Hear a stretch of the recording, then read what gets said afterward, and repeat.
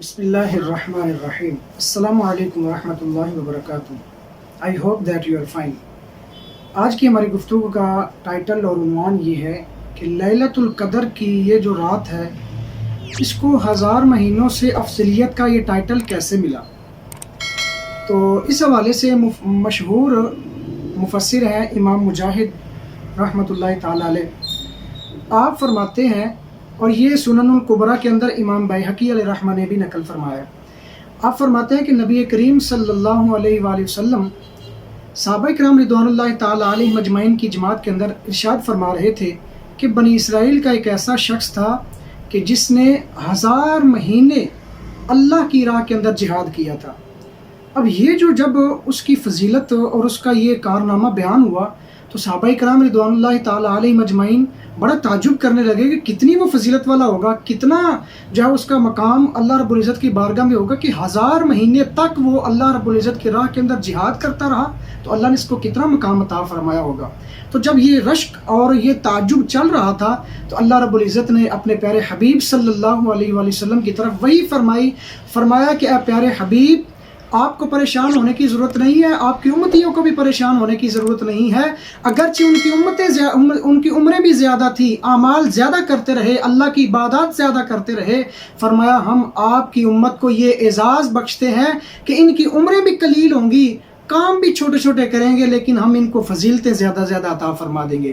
اور پھر اسی موقع پر اللہ رب العزت نے فرمایا کہ پیارے حبیب، انا انزلناہ فی لیلۃ القدر وما ادراک ما لیلۃ القدر لیلۃ القدر خیر من الف شہر.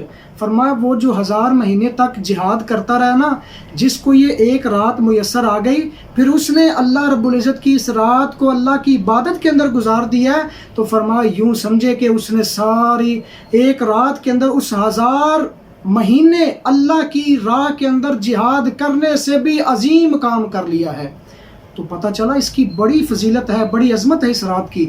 اب ایک کویسچن یہ ہوتا ہے کہ چونکہ جب بھی کوئی فیمس ڈیز آتے ہیں تو کویسچن بار بار یہ آتا ہے کہ اس رات میں ہم کون سے ایسے نوافل پڑھیں.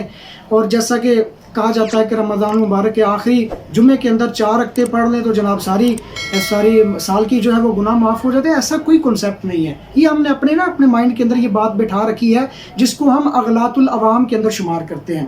اور اس کا جو اصل کنسیپٹ ہے وہ یہ ہے کہ اللہ رب العزت کی بارگاہ کے اندر جھکنا سیکھیں. یہ نہ ہو کہ کوئی سال کے بعد ہم جناب ایسی کوئی 2 رکعتیں گھڑ لیں، وہ پڑھ لیں تو ہمارا جناب سارا جو ہے وہ سارے سال کی خطائیں معاف ہو جائیں گی، نیکسٹ سال کے اندر پھر ہم ایسے کام کریں گے. تو ایسا ذہن مت بنائیے، بلکہ وہ کام کیجئے جس سے اللہ بھی خوش ہو جائے، اللہ کا حبیب بھی خوش ہو جائے. اور کرنا کیا چاہیے اس رات کے اندر؟ نوافل پڑھیں، یہ اچھی بات ہے، لیکن نوافل کی جگہ پر ایک اچھا کام اور ہے جو اس سے زیادہ فضیلت کا حامل ہے. وہ کیا ہے؟ امام ابن ماجہ رحمۃ اللہ تعالی علیہ نے اس حدیث پاک کو نقل کیا ہے. آپ فرماتے ہیں کہ حضرت ابو ذر غفاری رضی اللہ تعالی عنہ، آپ کا ہاتھ نبی کریم صلی اللہ علیہ وسلم نے پکڑا ہوا تھا، تو نبی کریم صلی اللہ علیہ وسلم نے فرمایا اے ابو ذر، ایک رات جب گزر جائے تم صبح کرو اس حال میں کہ تم نے قرآن کی صرف ایک آیت یاد کی ہو، ایک آیت کو پڑھا ہو، پھر اس کو سمجھا ہو.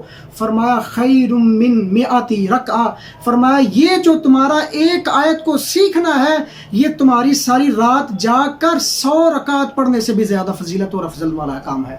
تو پتہ چلا کہ صرف ایک آیت کو سمجھ لے تو اس کی اتنی ویلیو اور اتنی عظمت ہے. اور ساتھ ہی نبی کریم صلی اللہ علیہ وسلم نے پھر ارشاد فرمایا کہ تعلم بابا، پھر تم ایک باب سیکھ لو. پھر فرمایا کہ عمل بها او لم يعمل، کہ اس پر عمل کیا جائے یا نہ کریں. یعنی ایک قرآن کا باب پڑھ لیں، پھر اس کے اوپر جو ہے وہ عمل نہ بھی کر سکیں، پھر بھی اس کی کتنی ویلیو ہے، کتنی عظمتیں ہیں، کتنی فضیلتیں ملتی ہیں.